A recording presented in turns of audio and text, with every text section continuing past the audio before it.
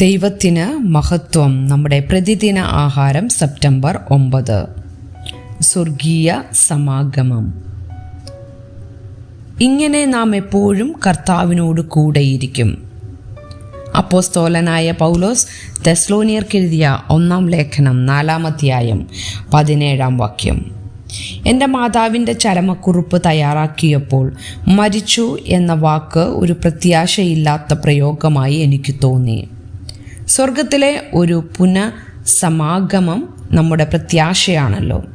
അതുകൊണ്ട് യേശുവിൻ്റെ കരങ്ങളിലേക്ക് എടുക്കപ്പെട്ടു എന്ന പ്രയോഗമാണ്.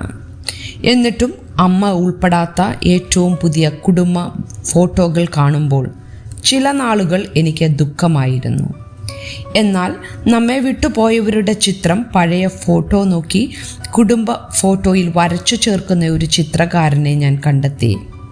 ബ്രഷിൻ്റെ മനോഹര ചലനത്തിലൂടെ അയാൾ ദൈവം വാഗ്ദത്തം ചെയ്ത സ്വർഗീയ സമാഗമനത്തിൻ്റെ ഒരു ചിത്രീകരണം നടത്തുകയായിരുന്നു.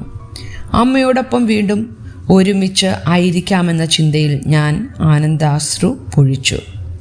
അപ്പോസ്തലനായ പൗലോസ് യേശുവിൽ വിശ്വസിക്കുന്നവർ ശേഷം മനുഷ്യരെ പോലെ ദുഃഖിക്കരുത് എന്ന് പറയുന്നു. യേശു മരിക്കുകയും ജീവിച്ചെഴുന്നേൽക്കുകയും ചെയ്തു എന്ന് നാം വിശ്വസിക്കുന്നു എങ്കിൽ അങ്ങനെ തന്നെ ദൈവം നിദ്ര കൊണ്ടവരെയും യേശു മുഖാന്തരം അവനോട് കൂടെ വരുത്തും. പൗലോസ് യേശുവിൻ്റെ 2ാം വരവ് അംഗീകരിക്കുകയും സകല വിശ്വാസികളും യേശുവിനോടൊപ്പം സമ്മേളിക്കുമെന്ന് പ്രഖ്യാപിക്കുകയും ചെയ്യുന്നു. യേശുവിൽ വിശ്വസിച്ച ഒരു പ്രിയപ്പെട്ടയാളുടെ നഷ്ടമോർത്ത് നാം ദുഃഖിക്കുമ്പോൾ സ്വർഗീയ കൂടിച്ചേരലെന്ന ദൈവിക വാഗ്ദാനത്തിന് നമ്മെ ആശ്വസിപ്പിക്കുവാൻ കഴിയും. നമ്മുടെ നശ്വരതയെ നാം അഭിമുഖീകരിക്കുമ്പോൾ ഉയർത്തെഴുന്നേറ്റ നമ്മുടെ രാജാവിനോട് കൂടെയുള്ള വാഗ്ദത്ത ഭാവി തൻ്റെ വരവ് വരെയോ അവിടുന്ന് നമ്മെ വീട്ടിൽ ചേർക്കുന്നത് വരെയോ നമുക്ക് ശാശ്വതമായ പ്രത്യാശ നൽകുന്നു. ചിന്തിക്കുക, സ്വർഗീയ സമാഗമം എന്ന വാഗ്ദത്തത്തിലൂടെ ദൈവം എങ്ങനെയാണ് നിങ്ങളെ ദുഃഖത്തിൽ ആശ്വസിപ്പിച്ചത്?